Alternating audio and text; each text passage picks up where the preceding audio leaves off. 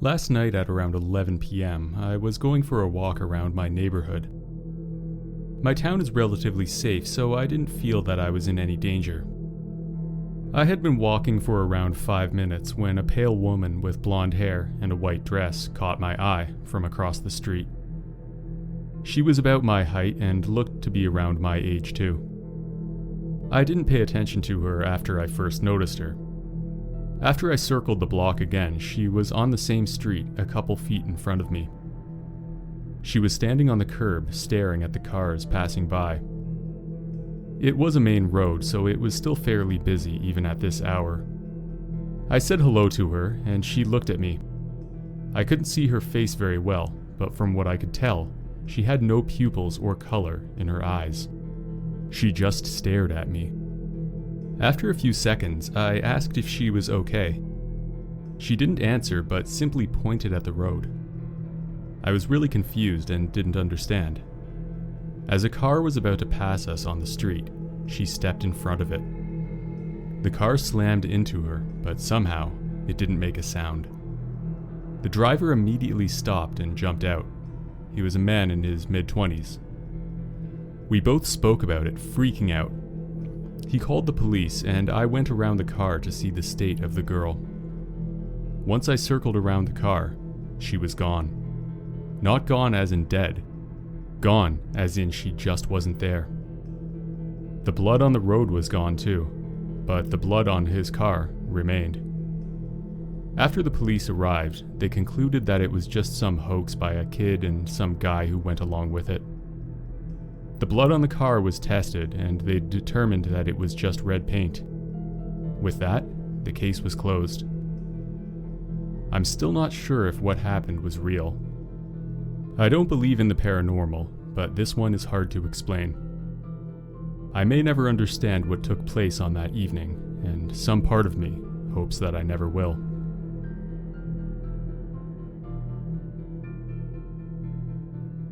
I'm a 15-year-old Irish guy named Ross. I go to school in Ireland, and I'm now in my 3rd year. At the start of my 2nd year, a new fella joined the school. I was in charge of showing him around, and we've been good friends ever since. He's Portuguese, and his name is Tiago. He had a very distinct school bag, which was fairly small and bright red. He's a bit shorter than me. His hair is quite short and brown in color. This will become important later. I was upstairs at the school. It was break time, and I was going to my group's usual spot, a section of the hallway where some of our lockers were. I turned a corner and saw Tiago walking along the hallway. This was weird because at the distance I was from him, I would have seen him come up the stairs. I was a little confused, but I didn't think much of it at the time. I started walking quickly to catch up with him. There was another corner coming up. He rounded it when I was not far behind him. When I turned, however, he wasn't there. There was a staircase going back down and 2 bathrooms, one for the lads and one for the lassies, but no Tiago. Considering how close I was behind him, he would have had to sprint towards and then jump down the stairs, or jog into the bathroom. If he went for the stairs, I would have heard. He must be in the bathroom, I thought. There was a bench nearby. I took a seat and waited. Tiago was the first other person in our group to arrive.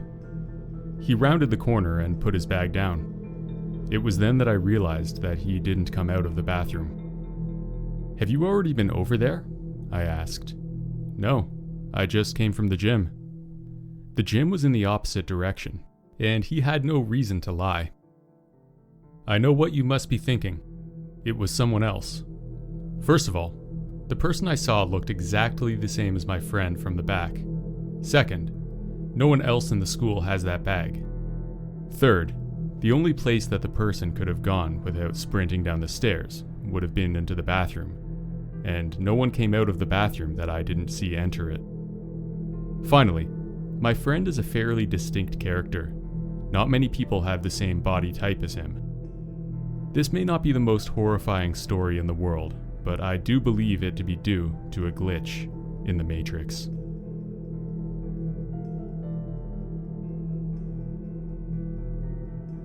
I spent a year backpacking through Australia after I graduated from college.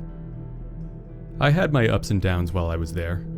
My personality is very introverted, so I struggled somewhat with the social aspect of the nomad lifestyle. Overall, though, I would say that it was a positive experience for me. My friend Ryan from back home was also backpacking in the land down under, and our paths happened to cross. At the time of this incident, we were staying near the beach of a small town called Byron Bay.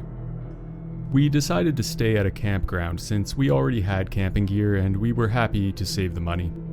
$20 a night for a bed at a hostel was too pricey for us apparently. Byron Bay is a wonderful place and it seems to find its way onto almost every backpacker's to-do list. Besides the incredible natural beauty of the area, it's also known as quite a party town for the young crowd.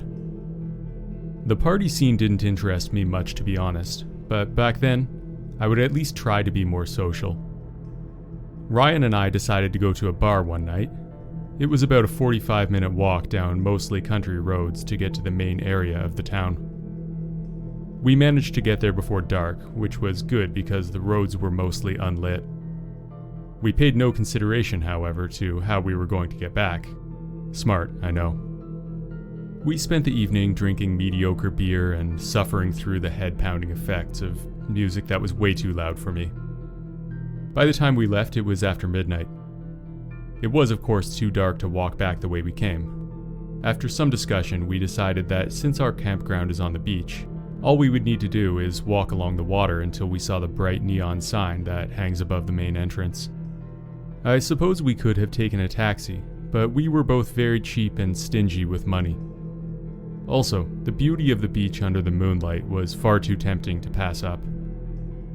We had walked for around half an hour and we were at a section of the beach that does not see a lot of traffic. That is why I was surprised to see something in the water. It was hard to tell, but it looked like a person standing in the ocean off in the distance. I was sure my mind was playing tricks on me.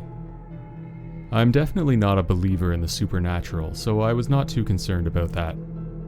Also, the idea of a criminal or murderer standing in the ocean waiting for some unlucky person to pass by seemed far too unlikely to be scary. My mind was definitely playing tricks on me.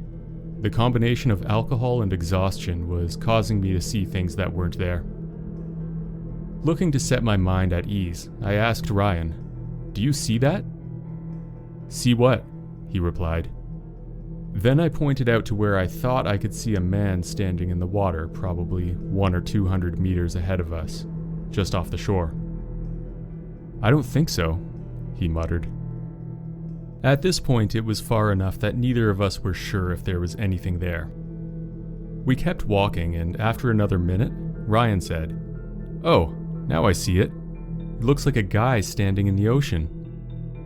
With that, I realized that it was not a figment of my imagination. Something was there. We both saw it. With every step, it became clearer and clearer that what we were seeing was the silhouette of a man standing waist deep in the ocean. His long shadow cast towards us, propelled by the bright moon. We should have just turned around, but our curiosity got the better of us. If ghosts were real, we wanted to know. As we trudged closer, our heartbeats quickened.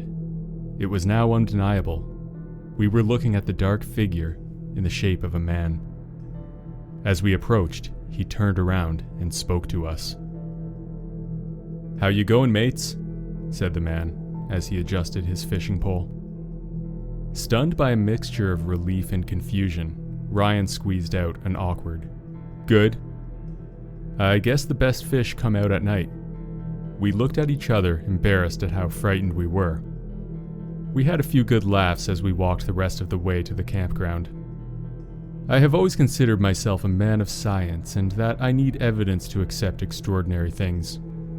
For a few minutes, however, I questioned everything I thought I knew about reality, and although I wouldn't say that I'm a believer, I'm beginning to understand those who are.